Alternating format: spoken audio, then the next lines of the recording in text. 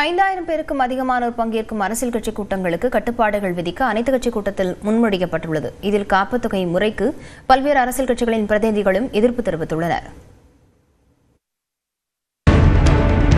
கரூர் கூட்ட நெரிசல் தொடர்பாக அரசியல் கட்சிகள் பொதுக்கூட்டங்களை நடத்துவதற்கான வழிகாட்டு நெறிமுறைகளை 10 நாட்களுக்குள் வகுக்க வேண்டும் என்று தமிழ்நாடு அரசுக்கு சென்னை உயர்நீதிமன்றம் உத்தரவிட்டிருந்தது.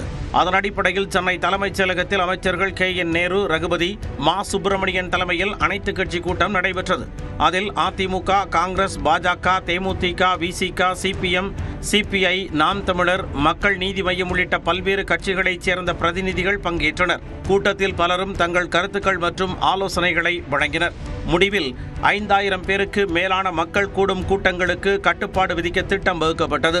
அதன்படி குறைந்த ஆபத்து உள்ள இடங்களில் 200 பேருக்கு ஒரு காவலர், மிதமான ஆபத்து உள்ள இடங்களில் 100 பேருக்கு ஒரு காவலர், அதிக ஆபத்து உள்ள இடங்களில் நிகழ்ச்சி நடத்தினால் 50 பேருக்கு ஒரு காவலர் பணியமர்த்தப்படுவர் என்று அனைத்து கட்சி கூட்டத்தில் முன்மொழியப்பட்டது.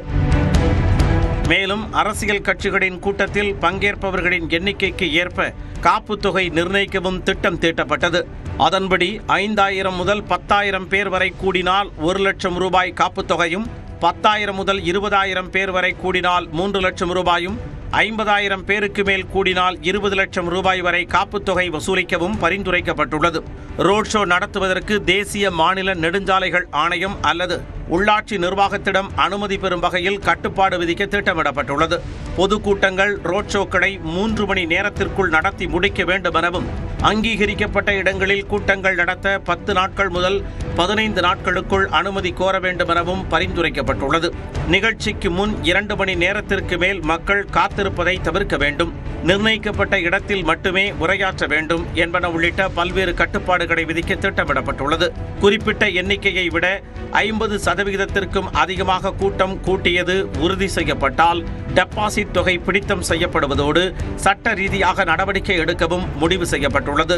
கட்டுப்பாடுகள் விதிப்பது தொடர்பாக அரசியல் கட்சி தலைவர்கள் தங்கள் கருத்துக்களை தெரிவித்தனர். ஃபண்டமெண்டல் ரைட்ஸில் இருக்கின்ற ஆர்டிகல் 19(1)B என்பதை மீறாத வகையில் எந்த கண்டிஷன் போட்டாலும், நீதிமன்றம் ஏற்று எந்த கண்டிஷன் போட்டாலும் திராவிட முன்னேற்ற கழகத்தின் சார்பில் அதை ஏற்றுக்கொள்வது என்று பொதுவாக பார்த்தீங்கன்னா நாங்கள் இடம் தரமாட்டாங்க. ஒரே வார்த்தை சொல்லிட்டுவாங்க. என்ன சொல்லுவாங்க? சார் அது அங்கீகரிக்கப்பட்ட இடம் கிடையாது.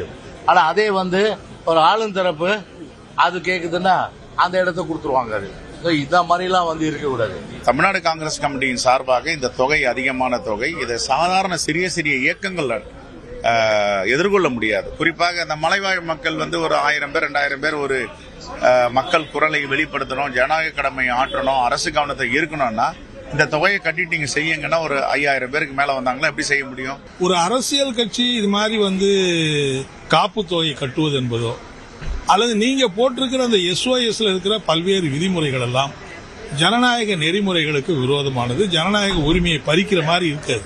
பொதுக்கூட்ட அனுமதிக்கு காப்புத் தொகை முறை கூடாது, ரோட் ஷோ வடிவம் முற்றாக தடை செய்யப்பட வேண்டும் என்பன உள்ளிட்ட ஆலோசனைகள் VCK சார்பில் கூறப்பட்டதாக அக்கட்சியின் தலைவர் திருமாவளவன் தெரிவித்துள்ளார். வழிகாட்டு நெறிமுறை விதிப்பது தொடர்பாக பரிந்துரைகளை ஒருங்கிணைத்து இறுதி அறிக்கையை நீதிமன்றத்தில் தமிழக அரசு வழங்கும் என எதிர்பார்க்கப்படுகிறது.